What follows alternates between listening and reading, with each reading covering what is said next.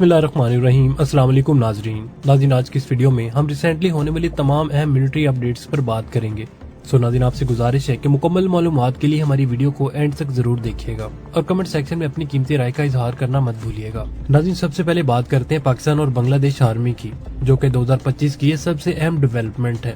1971 के बाद से पहली दफा पाकिस्तान आर्मी बांग्लादेश जा रही है। नाज़रीन, इसी महीने पाक आर्मी बांग्लादेश पहुंचेगी और बांग्लादेशी आर्मी को ट्रेन भी करेगी। और नाज़रीन, ये खबर इंडिया के लिए बहुत ही ज्यादा शॉकिंग है और उनके लिए बड़ी परेशानी का बायस भी है। बांग्लादेश की नई हुकूमत जब से आई है, पाकिस्तान और बांग्लादेश के दरमियान ताल्लुकात आए दिन बेहतरीन होते जा रहे हैं। नाज़रीन, बांग्लादेश और पाकिस्तान की पिछली डेवलपमेंट्स के बारे में पिछले एक वीडियो में हम आपको बता चुके हैं कि पाकिस्तान और बांग्लादेश के दरमियान क्या कुछ हो चुका है। और अब सबसे अहम डेवलपमेंट यही है कि पाकिस्तान की आर्मी बांग्लादेश जाएगी और बांग्लादेश आर्मी को ट्रेन भी करेगी। मोहम्मद यूनुस रजीम ने पाकिस्तान के साथ ताल्लुकात बेहतरीन करने की कोशिश की है और पाकिस्तान आर्मी से डील की है कि पाक आर्मी बांग्लादेशी सोल्जर्स को ट्रेनिंग देगी। पाकिस्तान आर्मी बांग्लादेश की 4 कैंट में ट्रेनिंग देगी और ये शुरुआत मेमन सिंह कैंट से शुरू की जाएगी। Mymensingh cantt Bangladesh army की doctrine and training command headquarter पर मुश्तमिल है। पाकिस्तान के major general rank office Bangladesh visit करेंगे और वहां सोल्जर्स को ट्रेन करेंगे। नाज़रीन, बात की जाए कि इस डेवलपमेंट से इंडिया को क्या प्रॉब्लम है, तो नाज़रीन, इंडिया का ख्याल है कि पाकिस्तान बांग्लादेशी सोल्जर्स में एंटी इंडिया आइडियोलॉजी पैदा करेगा, क्योंकि जब बांग्लादेश अलहदा हुआ था तो आजादी के बाद 2 दहाइयों तक Pakistani trend officers Bangladesh army में लीडरशिप पोजीशन में थे। नाज़रीन, बांग्लादेशी आर्मी में से पाकिस्तानी इन्फ्लुएंस खत्म करने में इंडिया को काफी साल लगे थे, लेकिन नाज़रीन, ऐसा लगता है कि बात वहीं आ गई है जहां से शुरू हुई थी। आप इस बारे में क्या राय रखते हैं, कमेंट सेक्शन में हमें जरूर बताइएगा। नाज़रीन, चीन ने रिसेंटली अपने एक next generation airborne early warning and control aircraft की मेड इन फ्लाइट ली है, जो कि KJ-3000 है। चीन काफी अरसे से इस एयरक्राफ्ट पर काम कर रहा था और फाइनली इसकी मेड इन फ्लाइट ले ली गई है, जो कि कामयाब भी रही है। इस अर्ली वार्निंग एयरक्राफ्ट की खास बात ये है कि इस स्टेल्थ एयरक्राफ्ट को भी डिटेक्ट कर सकता है और वो भी 360 किलोमीटर की रेंज से। नाज़रीन, चीन का ये एयरक्राफ्ट चीन के Y-20B ट्रांसपोर्ट एयरक्राफ्ट पर बेस है, जिसमें चीन के WS-20 इंजन से पावर दी गई है। चीन का ये एयरबोर्न रेडार 360 डिग्री की सिचुएशनल अवेयरनेस और स्टेल्थ टारगेट डिटेक्शन देता है और उसके रेडार की टोटल रेंज 600 से 1000 किलोमीटर तक बताई जाती है, जो कि काफी ज्यादा इम्प्रेसिव है, जिसमें 360 किलोमीटर दूर से ही अमेरिका के F-22 रैप्टर और F-35 जैसे स्टेल्थ हथियारों को डिटेक्ट कर सकता है। नाज़रीन, इसका रेडार ऐसे डिजाइन किया गया है कि ये एरोडायनेमिक्स ट्रैक्स कम से कम करता है और फ्लाइट एफिशिएंसी और ऑपरेशनल इंड्योरेंस काफी ज्यादा बढ़ाता है और ये रेडार एक साथ 100 टारगेट्स को ट्रैक और एंगेज करने की सलाहियत रखता है। नाज़रीन, अब बात करते हैं, तुर्की ने रिसेंटली हिस्टोरिक माइलस्टोन अचीव किया है। तुर्की ने अपने बैरक्टर एकेंची ड्रोन से सुपरसोनिक मिसाइल फायर करने का कामयाब तजर्बा किया है। मॉडर्न एयर कॉम्बैट में तुर्की की ये बहुत ही बड़ी अचीवमेंट है। इस तरह तुर्की वो पहला मुल्क बन गया है जिसका ड्रोन सुपरसोनिक मिसाइल फायर कर सकता है। नाज़रीन, तुर्की का ये मिसाइल UAV-122 मिसाइल है, जो कि टीवी गाइडेड मिसाइल है। तुर्की की ये रिमार्केबल अचीवमेंट्स तुर्की की ड्रोन वारफेयर में कैपेबिलिटीज को उजागर करती है और तुर्की की इस अचीवमेंट्स के बाद दूसरे कई मुमालिक भी इस रेस में शामिल हो जाएंगे। नाज़रीन, याद रहे कि तुर्की का ये नया मिसाइल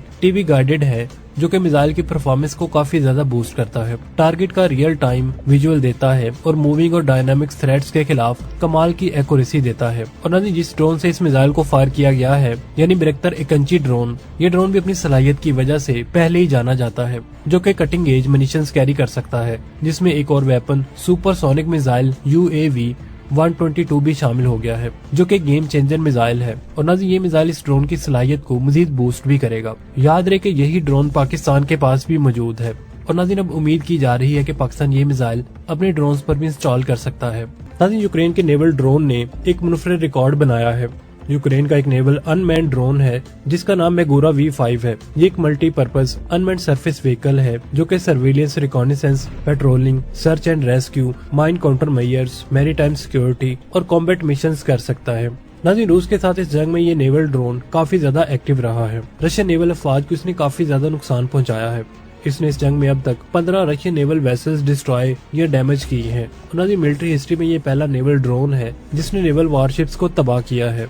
लेकिन इससे भी कमाल चीज इस ड्रोन ने ये की है कि नेवल ड्रोन होते हुए इसने 31 दिसंबर को रूस का एक Mi-8 हेलीकॉप्टर तबाह कर दिया है और ये काम इसने सोवियत एरा के बनाए हुए air to air missile R-73 से किया है, जिसे यूक्रेन ने अपग्रेड करके इस नेवल बोट में इंस्टॉल किया था। नाज़रीन, यूक्रेन के इस नेवल ड्रोन ने वेस्टर्न क्रीमिया में रूस के 2 Mi-8 हेलीकॉप्टर्स पर अटैक किया था। एक तो शूट डाउन हो गया, जबकि दूसरा कुछ डैमेज हुआ और बच निकलने में कामयाब हो गया। तो नाज़रीन, इस तरह एक नेवल ड्रोन ने एक हेलीकॉप्टर गिराकर एक मुनफरिद रिकॉर्ड कायम कर दिया है। यूक्रेन के इस नेवल ड्रोन की ऑपरेशनल रेंज 800 किलोमीटर तक है और ये स्टेल्थी ड्रोन है जो कि लॉन्ग रेंज मिशंस के लिए काफी ज्यादा इफेक्टिव है। 200 केजी का ये एक्सप्लोजिव पेलोड कैरी कर सकता है और इसकी सबसे खास बात ये है कि ये कामिकाजी रोल भी एक्ट कर सकता है, यानी दुश्मन की वेसल्स पर खुद कुछ हमला करके इसे तबाह भी कर सकता है। नाज़रीन, यूक्रेन का ये ड्रोन नेवल वारफेयर में एक अहम अचीवमेंट है। नाज़रीन, रिसेंटली यमन की हौसी फोर्सेज ने एक और अमेरिकी MQ-9 ripper drone shoot down कर दिया है। हौसी फोर्सेज ने इसकी वीडियो फुटेजेस भी रिलीज की हैं,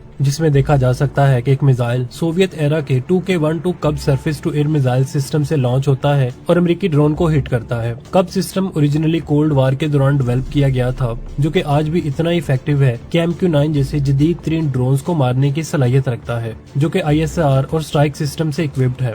नाज़रीन, ये वाकया US नेवी के FA-18 सुपर हॉर्नेट जेट के रेड सी पर तबाह होने के एक हफ्ते बाद पेश आया था, जिसके बारे में अमेरिका ने कहा था कि ये फ्रेंडली फायर की वजह से गिरा था, जबकि हौसी फोर्सेस का कहना था कि इसको गिराने में भी हमारा हाथ था। नाज़रीन, ताहम इस रीजन में अमेरिका का MQ-9 रिपर एक अहम एसेट है, जो कि अमेरिका के लिए हाई वैल्यूएबल टारगेट्स को हिट करता है, जासूसी करता है और ऐसे अहम एसेट का एक मिसाइल कमजोर दिखने वाली फोर्सेस के हाथों तबाह होना, और वो भी सोवियत एरा के सरफेस टू एयर मिसाइल के जरिए, नाज़रीन अमेरिका के ऊपर एक सवालिया निशान बनता है। नाज़रीन, इटली बड़ी तेजी से अपनी आर्मर्ड फोर्सेस को जदीद वेपन से लैस कर रहा है। KF-41 एक जदीद तरीन इन्फेंट्री फाइटिंग व्हीकल है, जिसे जर्मनी ने डिजाइन और डेवलप किया है। 30 से 45 टन की इस व्हीकल में 8 सोल्जर्स बैठ सकते हैं। इसके मेन आर्मामेंट में 35 mm की मेन गन और सेकेंडरी आर्मामेंट में 7.62 light machine gun, smoke grenade launcher और एक TGMS या ड्रोन लॉन्चर का ऑप्शन भी मौजूद है।